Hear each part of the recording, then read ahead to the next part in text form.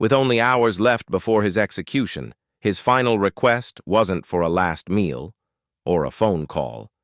It was to see his dog, one last time. No one could have imagined what would happen next. It would silence the prison, freeze the guards, and uncover a truth buried for years. That morning, the air inside the penitentiary felt heavier, as if the walls themselves knew what was coming. Every sound, the clink of keys, the echo of boots on concrete, carried a weight that pressed down on everyone inside. In his cell, Daniel sat on the edge of his cot, hands loosely clasped, eyes fixed on the cold floor. He wasn't the same man who had walked through those gates 7 years ago. Time and regret had carved deep lines into his face, softening the defiance that once burned in his eyes. The guards expected the usual final requests: a steak dinner, a call to family, maybe a last letter. But when the warden asked, Daniel's voice was calm, steady. "I want to see Max, my dog." A pause. Some guards exchanged glances. A condemned man choosing a dog over people? Unheard of. But for Daniel, Max wasn't just a pet. He was family. The only soul who'd stood by him before the arrest, before the trial, before the world turned its back. In his final hours, Daniel didn't want forgiveness from strangers. He just wanted to look once more into the eyes that had never judged him. The warden leaned back, fingers steepled. He'd heard strange last requests before: ice cream, a guitar, even a priest who never showed up. But bringing a dog into a maximum security prison on execution day? Never. In the control room, the officers debated.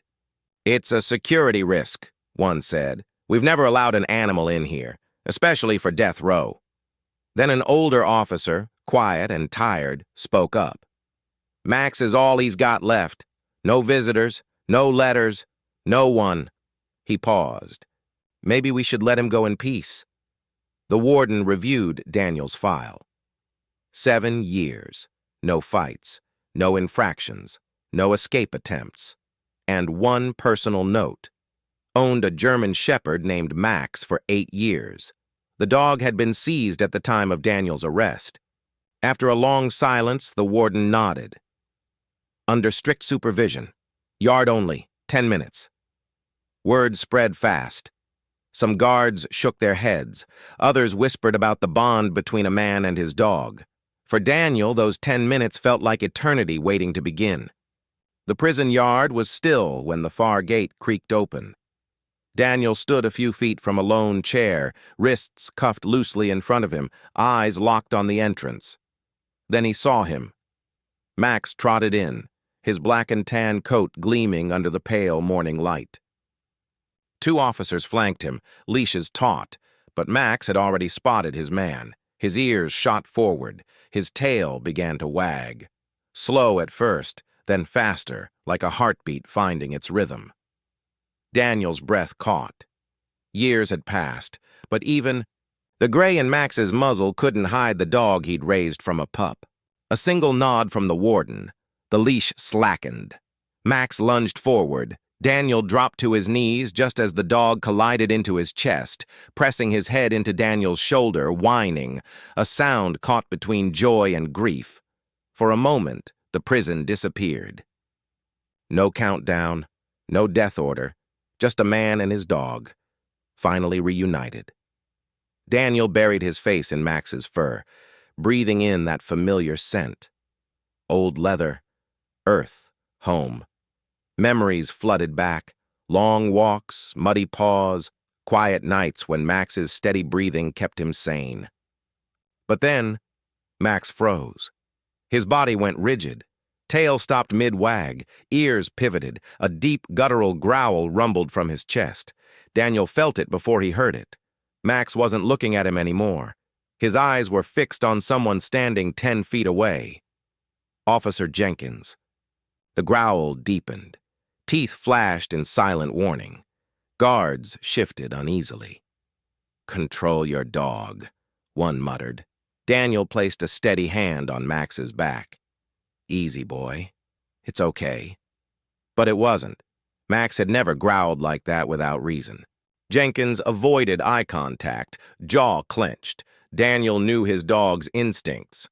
And Max was never wrong. Something about that man was setting him off. And in a place where every second mattered, instincts could mean everything. Later, officer Ramirez, one of the few who'd ever treated Daniel with respect, approached quietly. "Your dog's got a good nose," he murmured. "What's his problem with Jenkins?" Daniel shook his head. "Max doesn't growl for fun." Ramirez frowned. "Funny thing, Jenkins was on duty the night you were arrested, but it's not in the report." Daniel's eyes narrowed. If Jenkins had been there, why had that been left out? As if summoned by suspicion, Jenkins appeared again at the far end of the yard. Max's growl returned, sharper, unrelenting. The warden called down from the tower. "What's going on?" No one answered. The air had changed, electric, heavy. Daniel realized this wasn't just a goodbye. It was the beginning of something else. And if Max was right, this yard wasn't a place of endings. It was about to become a battlefield for the truth. That afternoon, the warden summoned Daniel to a small interview room. Max was allowed to stay, watching the door like a sentinel. Ramirez stood in the corner, arms crossed. Jenkins faced them, stiff, eyes cold. The warden spoke first. "Jenkins, why didn't you disclose you were on site the night of Daniel's arrest?" Jenkins' jaw tightened. "Didn't think it mattered. I was off duty, just passing by." Max barked, loud, sharp, accusing. Then came the growl, low and thunderous. Ramirez stepped forward. "That's funny, because a witness just came forward, said they saw someone matching your description leaving Daniel's house before police arrived." The room fell silent. The warden's expression darkened. "We're reopening the case. Effective immediately, the execution is delayed." Daniel felt the air rush back into his lungs. Not freedom, not yet, but hope. Jenkins glared at him, but it didn't matter. For the first time in years, the truth had a crack to slip through, and it all started with a dog who refused to forget. The investigation moved fast. New witnesses, retested fingerprints.